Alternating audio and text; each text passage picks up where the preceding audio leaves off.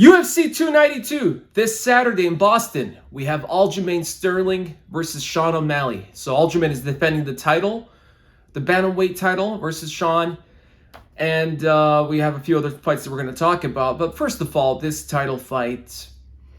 Can Aljamain defend his title? Absolutely. I mean, I think that if he beats Sean right now, he definitely solidifies himself as the bantamweight king, as the bantamweight GOAT.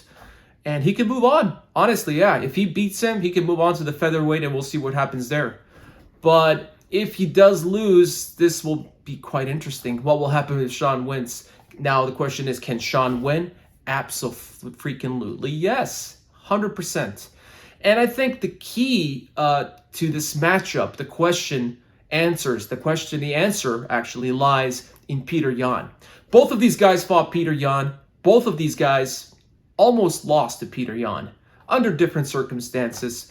So we'll start off with the first fight between Aljamain Sterling and Petr Yan, where Aljamain gained a lot of haters. We know how that ended. So Petr Yan threw an illegal blow while he was on the ground, and that's where the fight ended.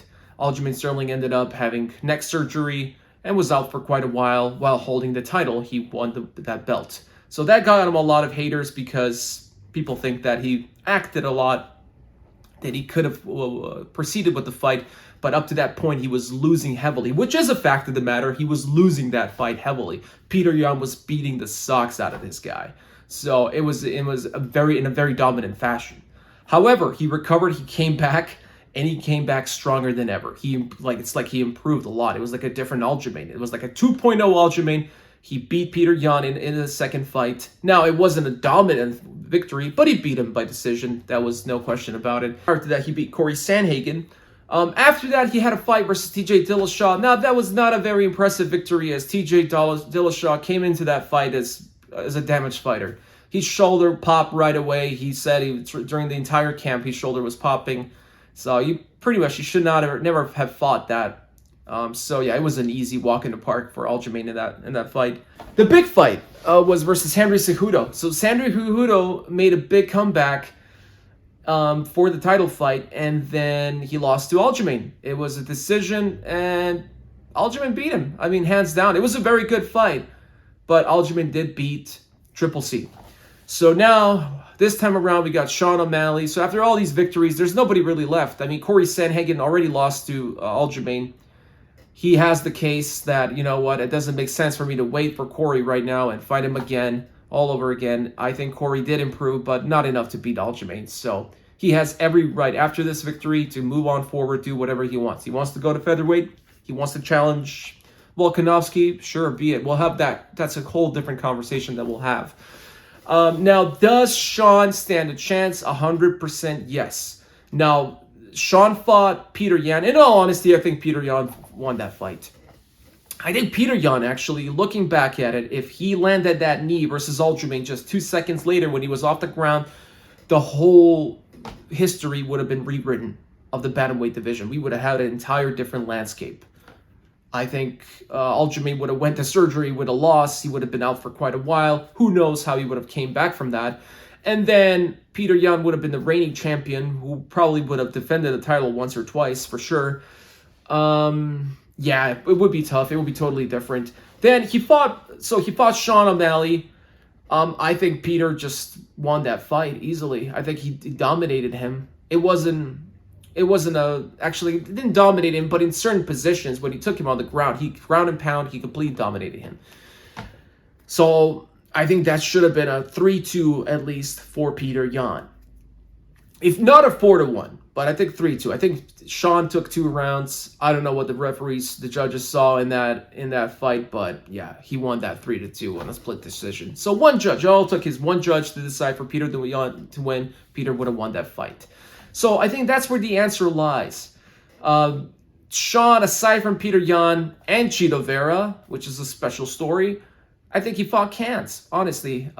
He is a great striker. It's a work of art to watch him, how precise he is. One of the most precise strikers in the game. It's just beautiful to watch this, how he knocks people out. He's very tall. He's very tall for the decision. He's not really a big bantamweight, but he's very tall, very lengthy. and just an amazing striker. Really a beauty to watch. Ever since he came in the Contender Series in 2017, it's been really fun to watch him. Now, in all honesty, his first challenge was Chito Vera. Chito Vera beat him. Sure, you can call that an injury, but I think Chito Vera just caused that injury by, Sean backing up and twisting that ankle. However, here we are, 2023. He's fighting for the title, deservingly at this point. But where I said the answer lies in Peter Yan is because has Sean learned from that fight? Has he learned to defend the takedowns? Can he do better on the ground? That is the question. Or will he just try to snipe Aljamain's chin? That remains to be seen. Can he? Absolutely can. Let me remind you guys, 6 years ago, 2017, was the only loss where Aljamain got knocked out. It was by Marlon Moraes. He knocked him out. He landed a perfect knee right on the chin, put him to sleep. I think it was round 1 from my memory. And why can't Sean do the same, right? Sure, Aljamain improved tremendously since then. It's been 6 years. And like I said, if he takes this, he's going to be the bantamweight king. He will solidify that. After beating all these guys, you can't argue against that. But he's still human. He can still take a shot. And if he can take a shot, it can be definitely Sean's strike. The timing and precision of Sean's strikes are deadly. Very, very deadly. So Aljamain, if he's going for a takedown, he has to be very slick about it. He has to pick the right timing. He can't just go in at any point. It can cost him the victory quite easily. It can happen in any round. Round 1, 2, 3, 4, 5. I think both fighters are definitely ready for all 5 rounds, especially Aljamain. He's cardio, he's strength. He's proven he's a very versatile fighter all around, the ultimate fighter. I think that is Aljamain Sterling. But having said that, he is the betting odds favorite.